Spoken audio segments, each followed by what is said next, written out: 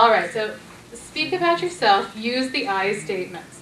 And number 9 is my magic expression. I use this every single time I talk about something challenging with people that I love, which is when you blank, I blank. Okay, and so fill in the blanks for yourself. As I could list every possible scenario here, but that would have been kind of the size of the Encyclopedia Britannica, and we didn't have that kind of time. So why don't we do this? If anybody's brave and bold, tell me a situation that's struggling, that's challenging for them, and I'll respond back the way I would advise you to. Anybody want to try a role play with me? Or just a statement, and I'll take it from there. I saw 2 hands up and 2 hands go down. Okay, we'll change it back to a statement. I'll take it from there. Still willing? Me?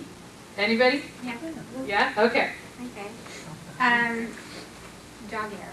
You know? Dog hair? Dog hair. There's dog hair everywhere. Well, not everywhere, but there's dog hair, and if we brush the dog, we wouldn't have dog hair. Okay, and so you're upset that your husband or significant other does not brush the dog, thus we have dog hair everywhere. And this is a problem for you because I just don't like it. I don't like it. it gets on your clothes, it gets in your hair, you walk around furry all day. Things like that. Not that bad, it's one dog. I have this argument at my house because I have, so I can relate to this. Okay, so here's what I'd advise you to say.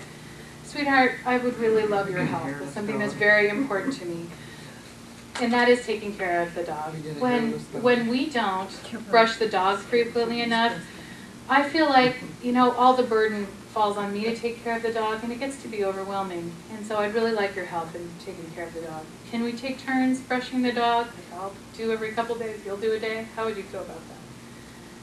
How do you think that'd work for you? Fine, if I'm not going to brush the dog, but okay. Okay, you want him, is it his dog? Yeah. Totally his dog, he bought it, he feeds it, he does everything? Does he clean the poop? It's dog, yes. It's his, Yeah. okay, well that's a really good That's a thing.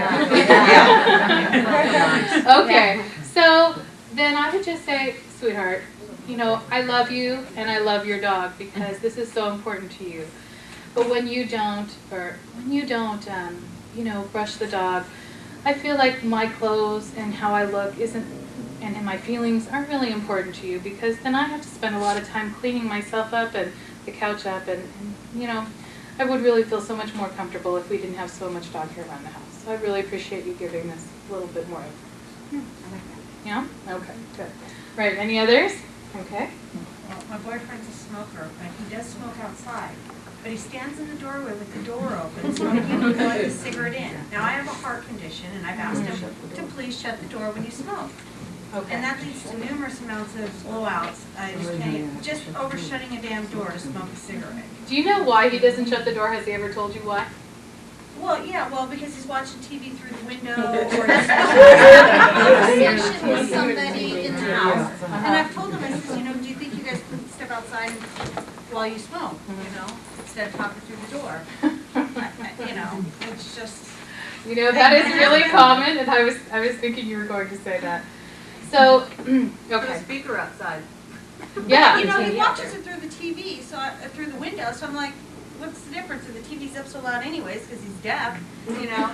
So it's like you can hear. So we have a couple issues going on. There's a lot of things that you can do, and it's very frustrating when that happens. And he's telling you loud and clear, this is really important to me to keep this door open. So you guys have to figure something out. But what I would say in that situation is something like, you know, honey, I really love you, and I, you know, accept that you're making a choice that you want to smoke, and I can't, you know, I can't afford it.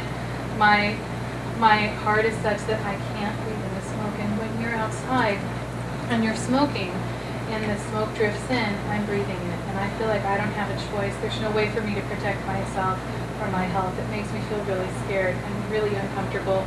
And worse than that, it makes me feel like you don't care about my health and how I'm feeling. So I really need for us to find a way to solve this problem so that you can be happy and I can be happy. So maybe the answer is that we get you some special headphones that transmit TV sound so you can stand outside, still hear the game, see it from the window, and I can breathe comfortably. Something like that, but that's tough. And I would encourage you, if I was working with you and him, to really say, I mean, this is a non-negotiable issue for you, and I would say to him, do you love her or the smoking more?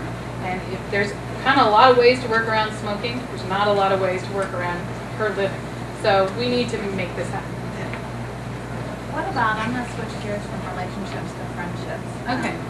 I had a situation that's really kind of weird, you know, lost 110 pounds from the surgery and Good for you. my goal, and I went out with a friend who I haven't seen for a long time, and we were at Olive Garden eating, and she sat across the table, she goes, so how's it feel to have a fat friend?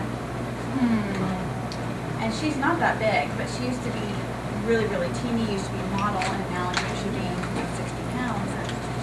And it was really, it kind of took me back because I'm still trying to, like, I still feel huge, you know, so it's like, well, what, I'm not fat too? So, but, you know. That must have been really hard for you. It was really hard because, you know, I try not to look at, you know, fat, skinny, you know, I mean, we do notice things with our eyes, but the value of a person is not dependent on their size. I think that's the key thing to say to your friend.